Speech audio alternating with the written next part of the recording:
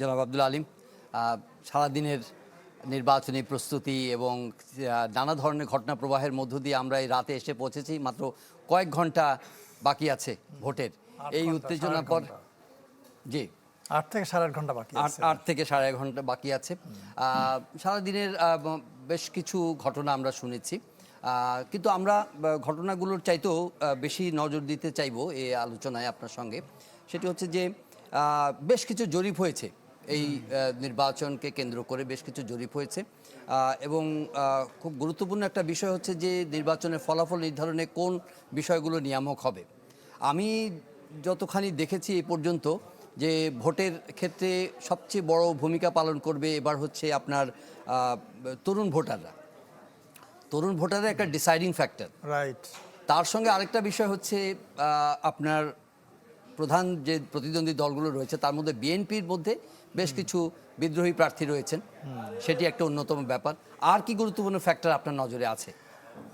আমার কাছে মনে হয় এই দুটো ফ্যাক্টর খুবই গুরুত্বপূর্ণ। কারণ প্রথম আপনি যেটা বললেন, আমাদের প্রায় 4.5 কোটি ভোটার আছে যারা তারা ভোটার হওয়ার পরেও গত 3টা নির্বাচনে ভোট দিতে পারে নাই। কাজে নিঃসন্দেহে তারা একটা ডিসাইডিং ফ্যাক্টর। আপনি দ্বিতীয় একটা বললেন। আর আমার কাছে মনে হয় তৃতীয় আরেকটা ব্যাপার আছে। আপনি নিশ্চয় জানেন যে আমাদের দেশে প্রত্যেকটা পলিটিক্যাল পার্টি একটা ভোট ব্যাংক আছে। আওয়ামী লীগের একটা ভোট ব্যাংক আছে, এটা অস্বীকার করার কোনো সুযোগ নাই। হ্যাঁ, এবং তাদের একটা অংশ হয়তো ভোট দেবে না, বাট বাকি অংশটা কিন্তু ভোট দেবে, তারা কেন্দ্রে যাবে। সো তাদের ভোটটা একটা নিয়ামক হয়ে দাঁড়াতে পারে। সো আমার কাছে মনে হয় এই 3টা জিনিস। আরেকটা বড় জিনিস হচ্ছে যে কোন দল প্রচারণা করে ভোটারদেরকে আকৃষ্ট করতে পেরেছে বেশি। কারণ এই যে জুলাই মুভমেন্ট, আপনি জানেন যে জুলাই মুভমেন্টের মূল স্পিরিটটা কি ছিল, মূল মেসেজটা কি ছিল? পরিবর্তন, চেঞ্জ, ট্রান্সফরমেশন, তাই না? হ্যাঁ। এবং এই যে যে ঘটনাটা ঘটলো প্রায় গত এই 24 আগস্ট থেকে শুরু, প্রায় 2 বছরের মতো, তাই না? তো এখানে কোন দল পরিবর্তনের কি মেসেজ দিতে পারছে, কিভাবে তারা চেঞ্জটা করবে, কিভাবে এই যে জুলাই চার্টার যেটা হলো এটাকে কিভাবে বাস্তবায়ন করবে, কাদের কথায় জনগণ কনফিডেন্স পাচ্ছে, এটা একটা বড় ফ্যাক্টর হয়ে দাঁড়াবে। এবং এক্ষেত্রে কি মনে হয় যে যারা এখনো আনডিসাইডেড আছে, কি মনে হয় 8 ঘন্টা আগে আমার কাছে মানে আনডিসাইডেড সুইং ভোটার যেটা বলে, আমার কাছে মনে হয় এখন একটু আছে এবং তারা কেন্দ্রে গিয়ে সিদ্ধান্ত নেবে। চায়ের কাপে সমাজ বদলের ঝর্ণা তুলে আগে গোছান নিজেকে। প্রিমিয়াম টাইটানিয়াম আলমিরা, গুছিয়ে ফেলুন জীবনটাকে। কিন্তু যেটা বলছিলেন যে আপনার কোন দল মানুষকে কনভিন্স করতে পারছে যে পরিবর্তনের সূচনা, আসলে পরিবর্তন কিন্তু মাল্টিল্যাটারাল। আপনার পরিবর্তন হচ্ছে গিয়ে ইকোনমিক পরিবর্তন, পলিটিক্যাল পরিবর্তন, কালচারাল পরিবর্তন এবং আপনার দেখেন যে ভ্যালুজের পরিবর্তন। আপনি কালচারাল পরিবর্তনের ক্ষেত্রে দেখেন কিছু কিছু জায়গার মধ্যে আমাদের যে সাংস্কৃতিক মূল্যবোধ, এই মূল্যবোধের জায়গাগুলো কিন্তু দুটো পক্ষই এর মধ্যে কিন্তু এক ধরনের মানে কি বলে কনফ্লিক্ট আছে। এটা কিন্তু মানুষের মনোজগৎকে পজিশন কমপ্লিটলি ডিফারেন্ট, দুইটা পোলার থেকে কিন্তু তারা ভাবছে। সেটা রেঞ্জিং ফ্রম আওয়ার লিবারেশন আমাদের স্পিরিট অফ লিবারেশন, তারপরে আমাদের জুলাই যে স্পিরিট, সব কিছু মিলিয়ে এটা একটা ফ্যাক্টর। আরেকটা ফ্যাক্টর হচ্ছে যে ইকোনমিক ফ্যাক্টর, যেটা হচ্ছে যে আওয়ামী লীগের সময়ে যে দীর্ঘ সময় মানুষ ভোটাধিকার থেকে বঞ্চিত হয়েছে, অ্যাট দ্য সেম টাইম অর্থনৈতিক কিংবা স্বার্থ থেকেও বঞ্চিত হয়েছে মানুষ। হ্যাঁ, অর্থনীতি ধ্বংস হয়ে গেছে। আপনি দেখেন যে এই অন্তর্বর্তীকালীন সরকার এই সংক্রান্ত কিন্তু একটা কমিশন গঠন করেছিল ডক্টর দেবপ্রিয় ভট্টাচার্যের নেতৃত্বে, আপনি নিশ্চয় জানেন। তাদের যে প্রতিবেদন, যেভাবে টাকা পয়সা লুটপাট করা হয়েছে ভাবা যায় না। আবার আপনি চিন্তা করে দেখেন কয়েক বছর আগে ডলারের দাম যা ছিল এখন কোথায় চলে গেছে। হ্যাঁ, সব কিছুর দাম বেড়ে গেছে। কাজেই যে দলই ক্ষমতায় আসুক তাদের জন্য এটাও কিন্তু একটা বড় চ্যালেঞ্জ হবে। এই যে এটাকে একটা রাইট রাস্তায় নিয়ে যাওয়া, সঠিক রাস্তায় নিয়ে যাওয়া, এটা বিরাট বড় একটা চ্যালেঞ্জ। কাজে মানুষ এটা ভাববে যে কোন দলের পক্ষে দেশের অর্থনীতিকে সঠিক রাস্তায় নিয়ে আসা। আপনি ধরেন যে শিক্ষা ব্যবস্থা, এটাও মানুষ ভাববে, স্বাস্থ্য ব্যবস্থা, অর্থাৎ আমাদের যে মৌলিক যে বিষয়গুলো, শুধু গণতন্ত্র না, শুধু নির্বাচন না, এই জিনিসগুলো মানুষ ভাববে।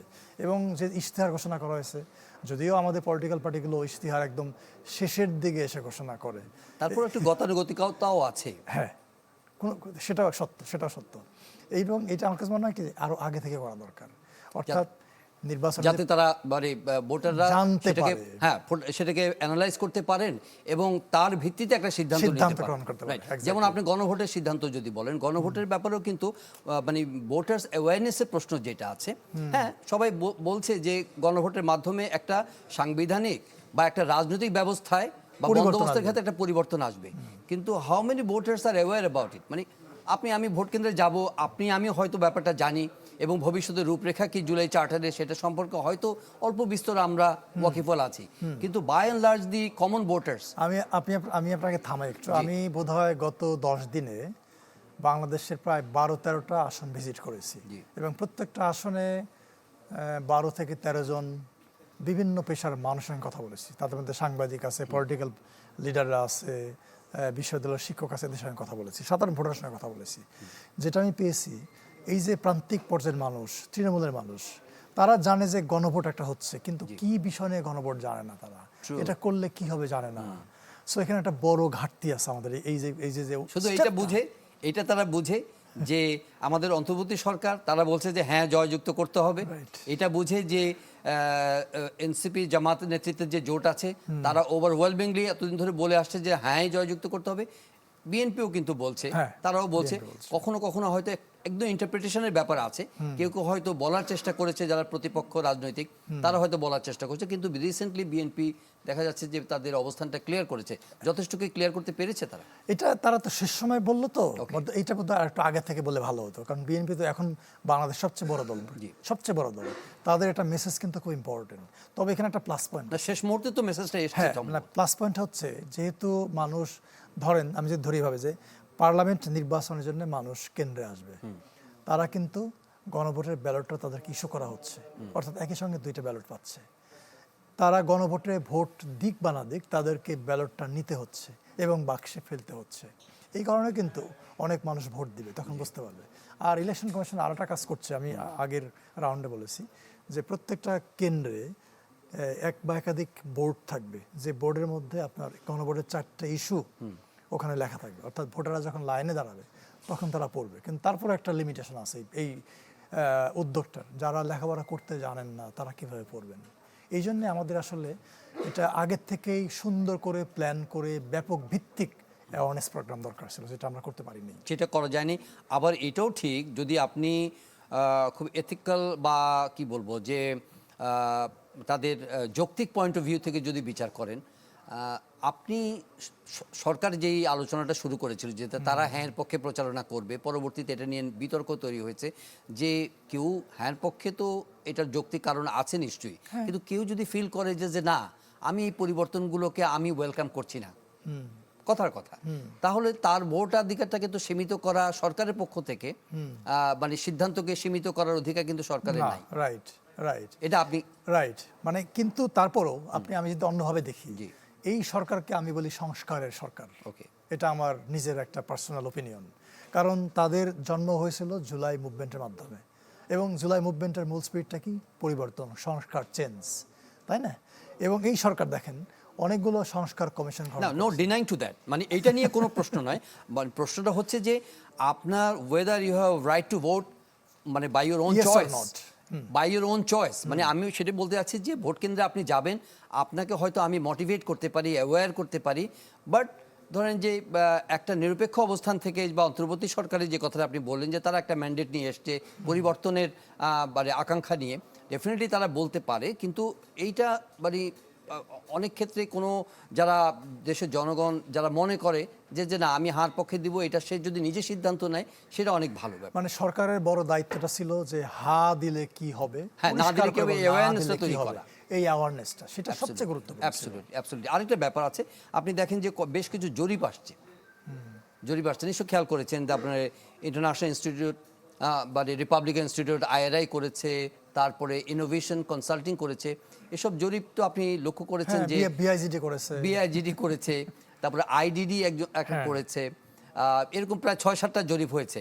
সবগুলো জরিপের মানে কোনো ভারসাম্য যদি খেয়াল করেছেন যে কোনোটার মধ্যে দেখা যাচ্ছে যে বিএনপি ওভারওয়েলমিংলি এগিয়ে আছে, কোথাও কোথাও দেখা যাচ্ছে যে জামাতকে একটু এগিয়ে দেওয়া হয়েছে। Right. ক্রেডিবিলিটির দিক থেকে বা বিশ্লেষণ করলে এটাকে কতটা মানে যৌক্তিক মনে এটা হয়েছে? আসলে কি মানে এটা দেখতে হবে আপনার এই জরিপগুলোর মেথোডোলজি, তাদের গবেষণা পদ্ধতিটা কেমন ছিল, কি ধরনের প্রশ্ন করেছিল। হয়তো প্রশ্নের উত্তরগুলো প্রায় একই রকম, বাট কিভাবে প্রশ্ন করেছিল, মেথোডোলজিটা কি তার উপর ডিপেন্ড করে। এবং এইটা যদি কোনোভাবে বায়াসড হয়ে থাকে জি। তখন কিন্তু আপনি ভিন্ন ভিন্ন চিত্র পাবেন। সো এই জন্যই এই যে আপনি দেখেন যে প্রত্যেকটা জরিপের ফলাফলে একটু একটু পার্থক্য কিন্তু আছে। না, একটু পার্থক্য না, কোথাও কোথাও বেশি আছে। বড় ধরনের পার্থক্য হ্যাঁ, আছে। কোথাও মানে আমি জন্য বললাম যে মিনিমাম একটা পার্থক্য আছে কিন্তু। কাজে এটা মানে কি, অর্থাৎ মেথোডোলজিটার মধ্যে একটা পার্থক্য ছিল, যে কারণে এমনকি এই ফলাফলের মধ্যে আমরা একটা পার্থক্য দেখতে পাচ্ছি। মানে এমনকি দেখা যাচ্ছে যে ধরেন আপনার সোশ্যাল মিডিয়াতেও দেখা যাচ্ছে যে বেড়ে হচ্ছে। খুবই মানে কি বলবো যে মানে টিল্টেড, একেবারে হেলে পড়া জরিপের ফলাফল এসছে। মানে এগুলো কেন হচ্ছে? এটা ওই যে আমি বললাম যে মেথোলজির ব্যাপার, গবেষণা পদ্ধতিটা কেমন ছিল তার ব্যাপার। আর এবার আপনি যেটা বললেন যে এখন পর্যন্ত একটা বড় অংশ, আমি গত 3 দিন আগে কথা বলতেছিলাম, যেমন আমার কলিগদের মধ্যে যারা আছে, আমি জিজ্ঞেস করলাম যে আপনারা সিদ্ধান্ত নিয়েছেন কাকে ভোট দেবেন, অনেকে বললো না আমি এখন সিদ্ধান্ত নিইনি। আরেকটা ব্যাপার ইন্টারেস্টিং, সেটা হচ্ছে যে অনেকে বলছেন যে আপনি শুরুতে বলছেন যে আওয়ামী লীগের ভোট পার্সেন্টেজ অফ ভোটের কথা। এখানে এই জরিপগুলোতে দেখা যাচ্ছে যে মানে মেজরিটি বিএনপির দিকে যারা বা আওয়ামী সমর্থক যারা আছে তারা আসলে কোথায় ভোট দিবে। তো জরিপগুলোতে অনেকে বলা হয়েছে যে আওয়ামী ভোটারের যদি 80% যদি আপনি ধরেন যে 20% ব্যাপারে যদি আনডিসাইডেড থাকে, 50% উইল মানে কাস্ট ভোট ফর বিএনপি, আর 30% জামাতের পক্ষে। এইটার কেমিস্ট্রিটা কি? এটাও আবার সেই মেথোলজির ব্যাপার। মানে আপনি ধরেন যে এই জরিপটা কিন্তু সারা বাংলাদেশে হয় নাই। এটা যেটা হয়েছে, আমি শেষ করে নেই। এটা যেটা হয়েছে আসন ধরে ধরে হয়েছে। ধরেন যে আমাদের 300 আসন, কোনো একটা সার্ভেতে হয়তো 30টা আসনে করা হয়েছে, এবং আবার অন্য একটা সার্ভেতে অন্য 30টা আসন, এবং এক একটা আসনের কেমিস্ট্রি কিন্তু এক এক রকম। এই জন্য এখানে পার্থক্য। সুতরাং খুব সুনির্দিষ্ট করে আসলে জরিপকে একদম নির্ভর করার মতো এটা অবস্থায় করা নেই। কোনো